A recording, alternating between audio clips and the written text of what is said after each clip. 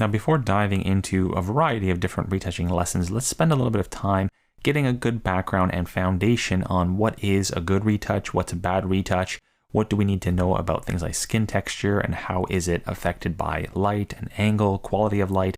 There's a lot of different things that we need to consider here, and also just kind of having the knowledge of what is a good retouch versus a bad one will really help you, because there's certain things that you want to avoid, certain pitfalls that we often see in somebody starting out in retouching that kind of is an immediate giveaway that they're just starting out, that they're not necessarily seasoned retouchers. So those are kinds of things that you really need to look out for in your own work, just to make sure that you avoid that kind of stigma. So that's really what we're going to be focused on within this lesson and the next lesson, just giving you a deeper understanding of that. And then of course we're going to dive into how do we correct a variety of problems that we can run into within retouching itself. So if we start off with an image like this, we can immediately see that there's certain things that we need to fix here. But if we attempt to fix it with some sort of automated tool, like let's say Portrait Professional, and really sort of crank up the values and expect that things will be perfect, we end up with this sort of blurry mess where it has just taken the whole image, really flattened it out, and tried to make things uniform. And its own mind is trying to, unify colors, luminosities, and just really smooth out texture to the point where there's almost no texture.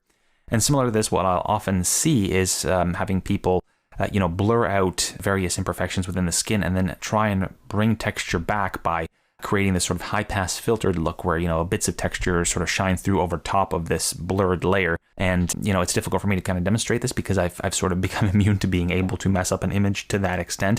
But just by browsing Instagram, you've probably seen cases like that where, the skin has been sort of unnaturally blurred and then, attempted to sort of resharpen it through some sort of high-pass filter technique. So that is definitely what we want to avoid. And really, a lot of these sorts of problems arise by using gimmicky sort of tools or techniques where you see, a quick filter that will blur the skin for you or fix the skin or even out the skin. And oftentimes, those kinds of solutions don't really work well. And in fact, in most cases, they don't.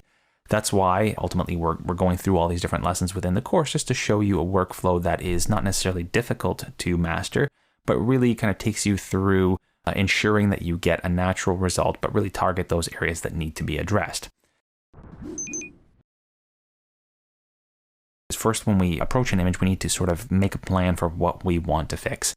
So looking at this, we know that we want to correct certain imperfections here with something simple like healing. So we want to heal out various areas within the face. We want to make sure that texture is preserved but consistent. So we want it to be uniform. We want to take out any sort of aggressive texture and make it a little bit softer in some cases, but texture is ultimately our goal. We definitely want to see it there. And, problems with texture can arise at the actual photography level. If you've got a makeup artist that feels like, more is more, and they cake on a ton of makeup, which is sometimes referred to as casket ready makeup, and basically just kind of implying that, we want to make that person look as perfect as possible right out the gate. Sometimes they just go too far and go to the point where that texture has just been completely covered over, because you can imagine, texture is a fine thing. It's the actual pores are small. And so if you put on a certain amount of makeup over top of that, eventually you'll get to the point where you're sort of flattening everything out. You're filling all of the pores in and you're kind of covering over any bumps that are there, which may seem like a good idea. And sometimes I suppose is okay, if you're trying to cover a subject for an event or something along those lines where you know that a lot of retouching won't happen and, skin texture is not your goal. That's not the case when it comes to editorial photography, fashion, beauty, portraiture. We want to retain sort of the essence of that person. We want to make sure that we see texture, but we want that texture just to be uniform and sort of non-glaring. We don't want really rough skin texture. So we definitely want to try and make sure that throughout our retouch, we retain what is there and just fix some problem areas that we may see as imperfections.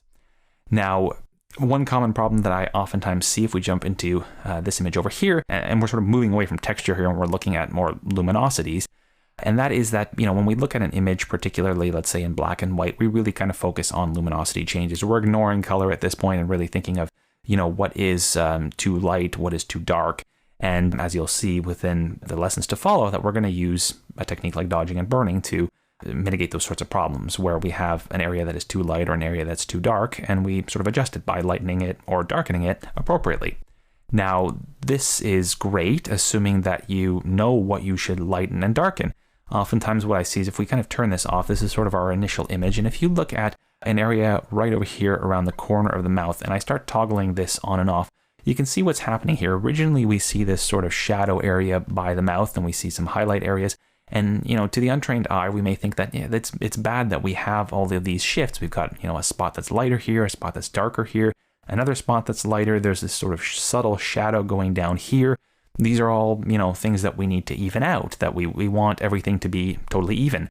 And that's certainly not the case. We want certain things to be even, but certain things to be left intact. So if we, for example, dodge and burn this with just a few strokes, what we can do is we can sort of flatten this out, and immediately we see something that has become unnatural because the skin naturally has a fold here. This will always sort of, bump out a little bit, and this area will have an inward crease, and then obviously we've got some sort of indentation within the corner of the mouth. And then of course above it, we also have a bunch of different things going on. So this is an area that I often see people, approaching the wrong way. And the area is a problem simply because there's so many different sort of curvatures and surfaces going on there. So when light interacts with that, you're going to see a lot of shadow and highlight there. And it's really up to you with a lot of practice to identify how much you need to correct those different spots within there. And it becomes particularly challenging if we have, acne or scarring in that area, because really we want to use something like dodging and burning to smooth that out and even it out. And over time, if you're not toggling your layers on and off, you may sort of end up flattening the surface out a lot more than you intended while trying to fix some other problem that's there. Another common problem area for people just starting out in retouching is underneath the eye over here. So if we just toggle this on and off, we can see that in its original form, we've got a shadow here, and then we've got a highlight just below that. And immediately we start to think that perhaps that is an undesirable thing, that we don't want such a, aggressive change in shadow and highlight. And therefore that's sort of an imperfection in the face that we need to remove. And it's not really to be confused with bags under the eyes, because those are a different problem. This is actually just part of human anatomy where the eye just naturally bumps out, and we've got a light source overhead. Therefore, having a light source coming down, we're going to be casting a shadow just below the eyeball here, and then we're gonna have a highlight just below that. And so there's nothing unnatural or bad about that, but in some subjects, this problem may be more acute than others.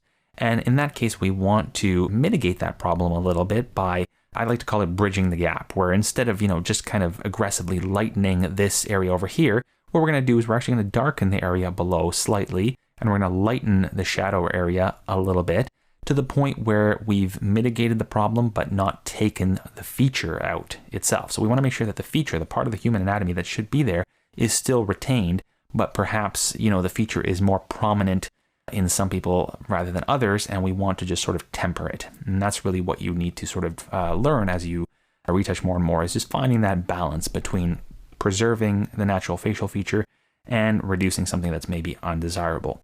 So whenever you're working on these areas around the corner of the mouth, around the eye, where we can see so many different changes in the surfaces, the way they interact with highlight, shadow, highlight again, or areas around the nose. Sometimes when it's a straight on shot, these areas are more prone to issues around the sort of meeting point between the nose and the cheeks.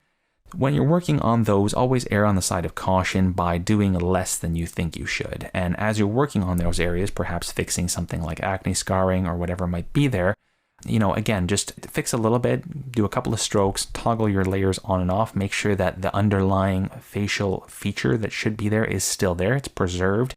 You're not flattening the surface out. And as long as you're good, do a little bit more fixing, again, toggle on and off, and just keep checking as you go through. And even, experienced retouchers, I do this all the time where, I'll finish my retouch, I'll toggle on and off, and I'll notice that I did go too far in a particular area. And when you're looking at these areas, don't look at them zoomed in very close, because when you're very close, you don't notice these sort of more global shifts in light as they interact with the surfaces of the face. You really kind of focus on, minute details like pores and acne and whatever might be there. Like little spots like this that you can see. That's what you really end up focusing on when you're zoomed in close. As you zoom out and sort of view the image as a whole, that's where you tend to start noticing that certain surfaces have been flattened. So always zoom in, zoom out, check your work at various zoom levels, and check it as you're working through the image. So that's really what you need to spend a bit of time doing before you even start retouching, is just kind of study some different images that you have and see where, different folds happen, where you get these transitions from highlight to shadow, and really kind of gain a deeper understanding of what should be there, what shouldn't be there. And at that point, you'll be a little bit more aware of what is a good retouch and what is a bad retouch. And obviously, we're going to guide you within the various lessons that are to come as to how to avoid a lot of those pitfalls and how to really focus on the things that are noticeable to most of the people that are going to be looking at your images. So in the next lesson, we're really going to focus on skin texture and knowing kind of differences between good and bad skin texture and how skin texture is affected by things like the quality of light used and also where that light is coming from.